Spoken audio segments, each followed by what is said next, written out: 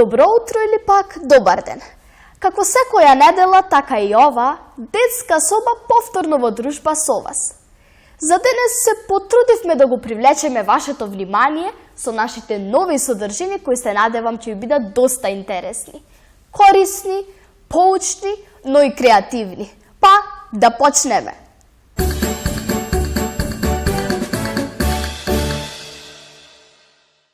Дали знаете? Во оваа рубрика и овој пат ќе го збогатиме нашето знаење. Гостувавме во трето 6 оделение, предводено од наставничката Даниела Апостоловска. А што научивме? Погледнете!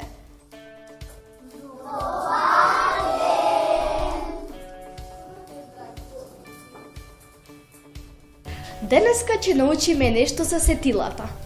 Дали знаете колку сетила има во човечкото тело, преку кој што човекот дознава што се случува во надворешниот свет? Да. Ајде ти? Сетило за мирис нос, сетило за вид око, сетило за вкус јазик, сетило за допир кожа и сетило за вид око. Токму така. Со овие сетила ќе се запознаеме малку поблиску, да видиме што се ни открива енциклопедијата за нив. Може?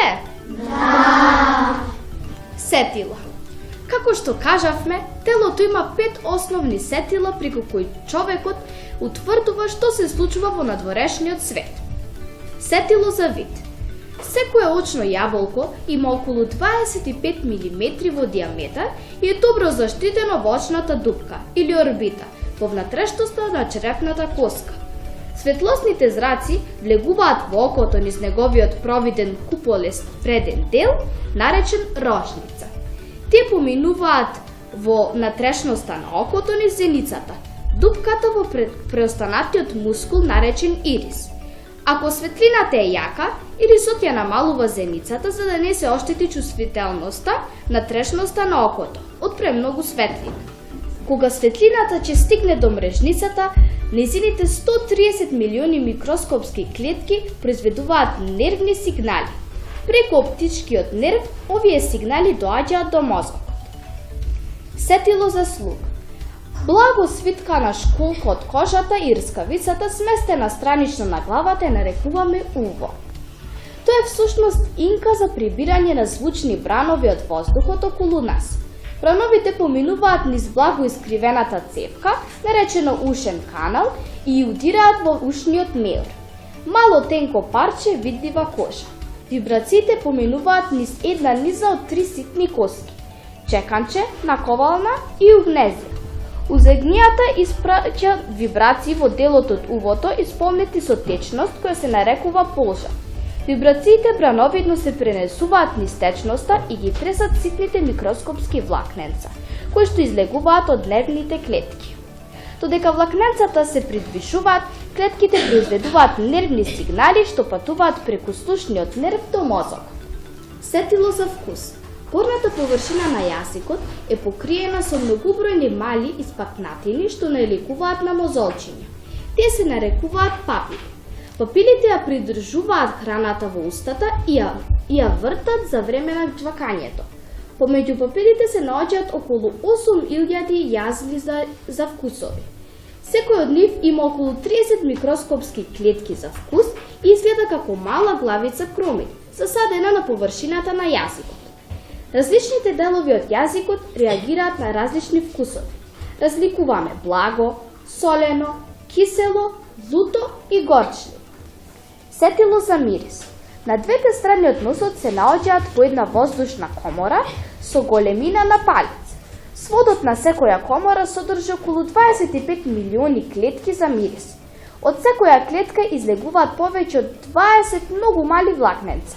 Кога определен мирис ќе ги допре овие влакненца, нивните клетки упатуваат нервни сигнали до мозокот. Носот може да разпознае околу 10.000 различни мириси. А сега да видиме кој што запомни. Што ти запомни за сетилото за вид? Јас запомнив дека сетилото за вид е окото и дека човекот има две очи кои можат да бидат во различна боја. но дека и секој око има белка, зеница и трепки. Браво! Јас запомнив дека секој човек на телото има влакненца и пори, а влакненцата служат за штитење на кожата, а порите служат за дишење на кожата и за истекување на вишокот на течности. Јас запомнив за сетило за слух дека не треба да тураме предмети на увото и не треба да слушаме гласна музика. Ајде, ти? Јас запомнив дека со носот можеме да мирисниме околу 10.000 миризи. Ајде, кажи ли ти што запомни за сетилото за слух? Јас запомнив за сетилото за слух дека сетило за слух е увото и дека еден дел од увото, ушната школка, е видлив и се наоѓа од двете страни на главата, а другите делови се сместени внатре во главата на човекот. Јас запомнив дека не треба да гледаме многу телевизија и да си ги заштитиме очите од сонцето со очило за сонце, за да не ни се расипе видот. Што запомни? Јас запомнив сетило за вкус. Сетило за вкус е јазикот. Со него чувствуваме неколку вкусови. Горчливо, солено, сладко и кисело. Јас научив за сетило за вкус, бидејќи не треба да ставаме топло и многу топло на јазикот, бидејќи можеме да се изгориме. Што запомни за сетилото за мирис? Јас за сетилото за мирис запомнив дека сетилото за мирис е носот и дека со носот можеме да мириснеме пријатни и непријатни мириси, Јас запомнив дека не треба да гледаме телевизија и да играме игри на компјутер, бидејќи од зрачењето ќе ни се расипе видот. Јас запомнив дека човекот е облечен во кожа и на кожата има влакненца и пори. Влакненцата ја штитат кожата, порите служат за дишење на кожата и за излегување на вишокот на течности. Токму така. Јас запомнив дека ако ставаме многу ладно нешто на нашиот јазик, дека не е добро. Што е тоа оптичка илузија? Оптичка илузија е нереално гледање на нештата кое често пати може да биде збунувачко. Таквата збунетост доаѓа од несовршеноста на нашите сетила, како на пример тромоста на нашето око. Браво, супер! На крајот од оваа рубрика да се збогатиме со една мудра мисла, која гласи: не прави го она што не сакаш да ти го прават. Чао!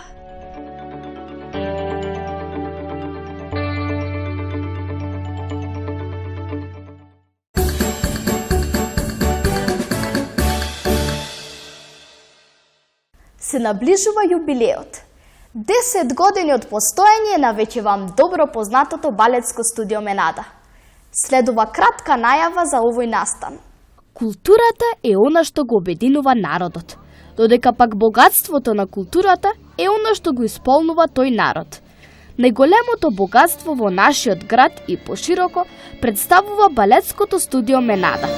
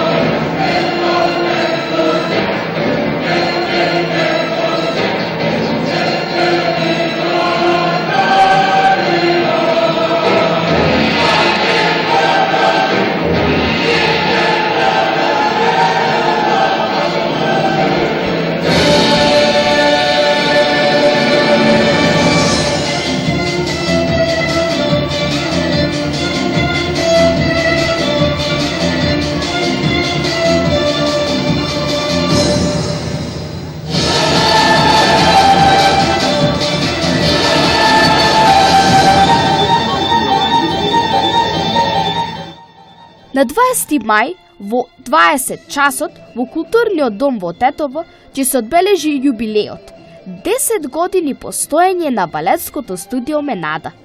На овој јубилеј ќе може да проследите кратка балетска точка како и моменти од досегашните концерти, што забележа камерата зад сцената како и на самата сцена.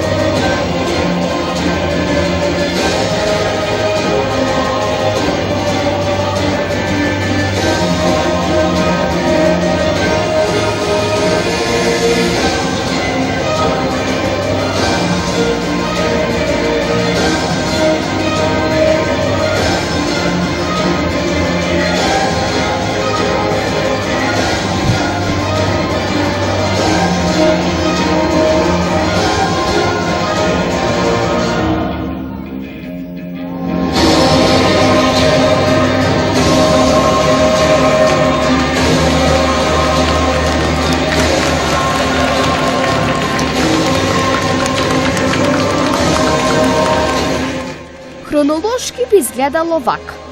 Балетското студио Менада започнува да функционира од 2007 година. Првиот концерт го одржа на 5 април 2008 година, кој го носи насловот Невозможна мисија.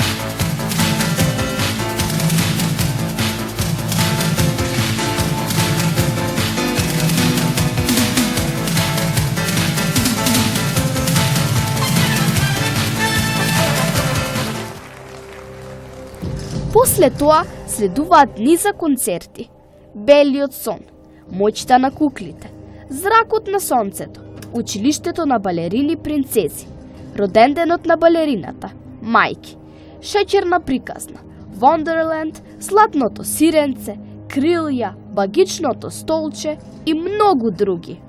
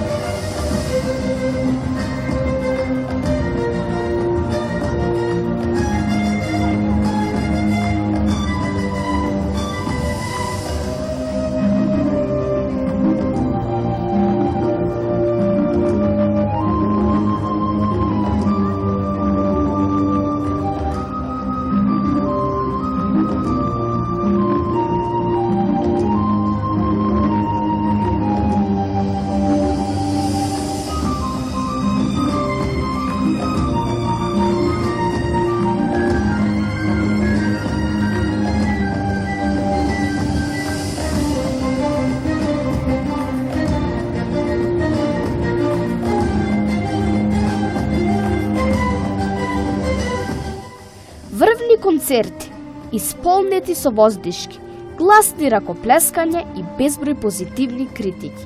Концерти кои публиката од година во година со се поголемо нетрпение ги очекува. Концерти во кои секогаш следуваат моменти каде што публиката го губи својот здив.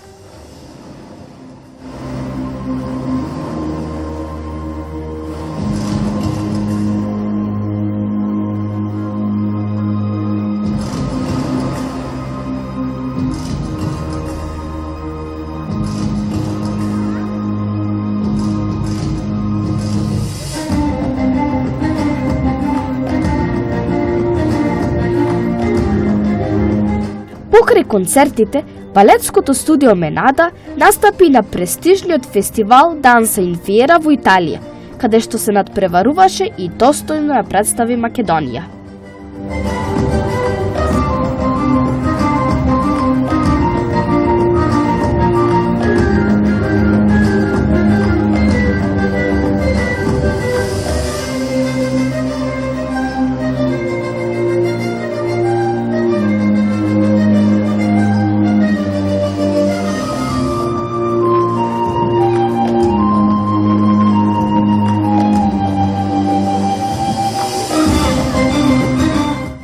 Има многу да се зборува за ова балетско студио, како и за неговите основачи. Оригиналните, единствените и незаменливи Наташа Оклевска и Јелена Мирчевска, кои се главни виновници за многу исполнети и збогатени човечки срца. Но за да ги преточиме зборовите во дела, не го пропуштајте овој настан. Уште еднаш подсетување. 20 мај и ние ќе бидеме таму. Се гледаме!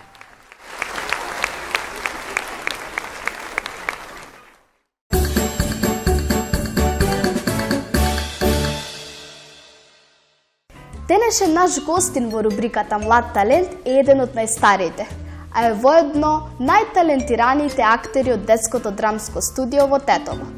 Актер кој што има огромно искуство во оваа област, впечатлив по своите улоги со кои ја воодушевува публиката. Талент, богат со безброј пофалби, украдени насмевки и симпатии. Петар Јакимовски. Здраво и добре дојде во нашата емисија. Здраво и ми представува голема чест што сум дел од вашата емисија. Да започнеме со твоите почетоци во театарот. Од кога почна да се занимаваш со него и од каде таа желба да станеш актер? Јас со театарот почнав да се занимавам од својата 5-годишна возраст. Најголема мотивација ми беше стекнувањето на нови другари и пријатели.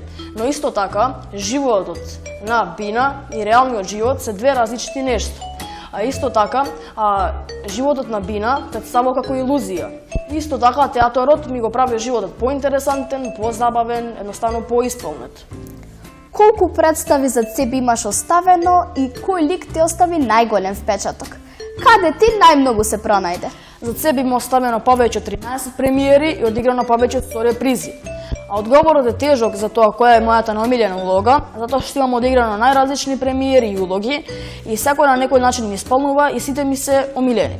Меѓутоа, една од моите најомилени улоги е улогата Марак во Тројцата мускетари, каде што јас сум конјушар во кралскиот дворец, каде што принцезата на кралот мене ме сака, но исто така и јас не ја сакам.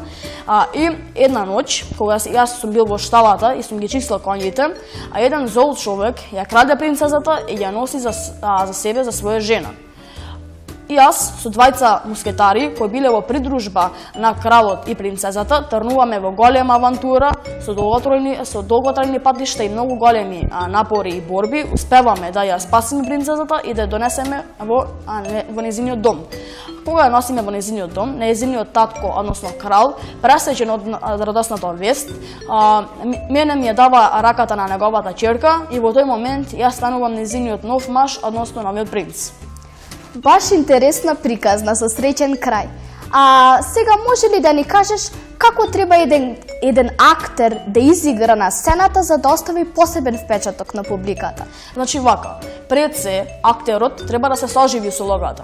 Треба да ги изнесе неговите карактерни особини, неговите чувства со добра порака. Исто така, наш најголем подарок од страна на публиката е ракоплескањето, затоа што ние за таа представа се спремаме од 8 до 9 месеци и нема нешто побаво за нас отколку публиката да излезе радосна и среќна. Во текот на представата можат да се случат и некои непредвидливи работи. Например, некој да го заборави текстот, па тогаш како се снаоѓате во тие ситуации? Секако, и тоа кога сте дел од детското драмско студио, каде што учествуваат и деца на помала возраст, во секој момент некој може да го заборави текстот, да заборави некој реквизит што му е потребен за изведба. Во тој момент сите треба да сме како еден тим, да работиме заедно и представата повторно да донесеме во нормален колосек без публиката да забележи дека настанува некоја грешка. Дали и ти се имаш најдено во некоја таква ситуација? Па кажи ни нешто околу тоа. Секако дека си имам најдено во таква ситуација, а една од моите најомилени и најсмешни случаи беше во Битола, каде што требаше да имитуваме една од нашите представи. Јас кога требаше да излезам на сцена, неколку новинари ми го пресретнаа патот и почнаа да ми поставуваат неколку прашања. Јас мислејќи дека тие прашања ќе бидат краткотрајни и лесни, прифатив да ги одговорам нивните прашања, но со текот на времето видов дека нивните прашања се довлекуваат, стануваат потешки и јас во тој момент си реков треба да излезам на сцена, извините закаснив, заборавив на интервјуто и на новинарите, излегов на сцена, бидејќи бев закаснет, почнав да се измислувам некој свој текст, некоја своја фантазија и повторно представата на некој начин ја доведов во нормален колосек и почна да си тече во свој ред. Искуството си го покажал на дело, браво! А сега може ли да ни кажеш до каде може да оди пожртвуваноста на еден актер? Секако, пожртвуваноста на еден актер може да оди до различен степен.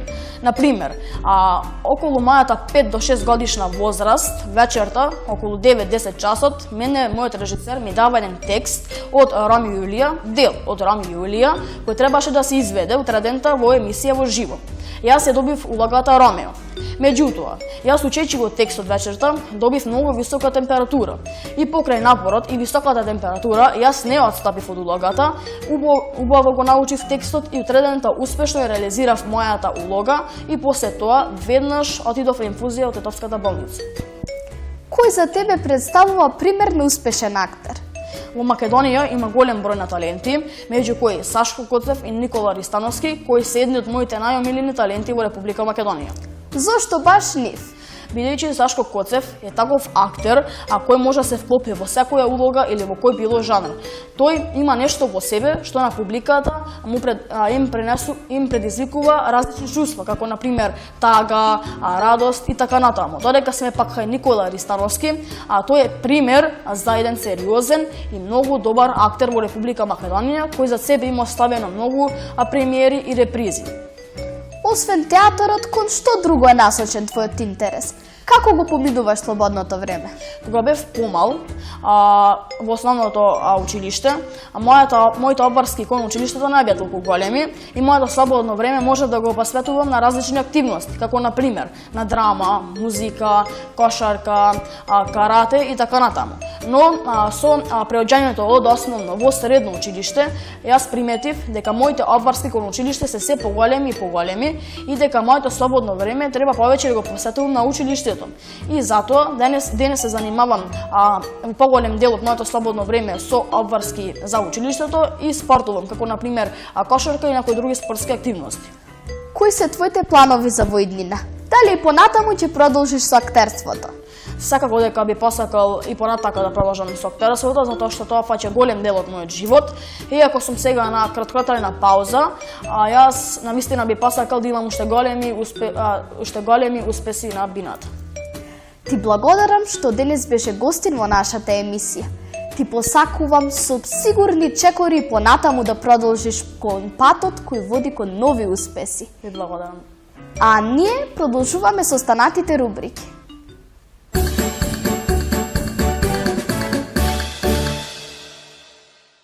Сакате да се обидете да направите нешто креативно и корисно за вашиот дом.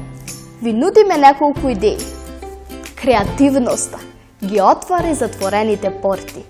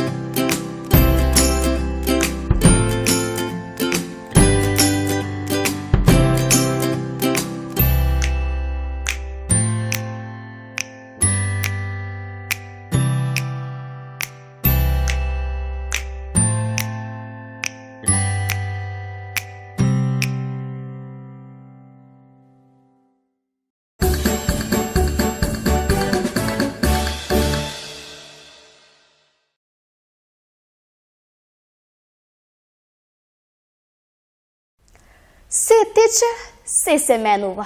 Времето брзо поминува, па така дојде и крајот на ова 18-та емисија на Детска соба. Останете во добро расположение и следете програмата на телевизија Ултра. А ние се гледаме наредната недела.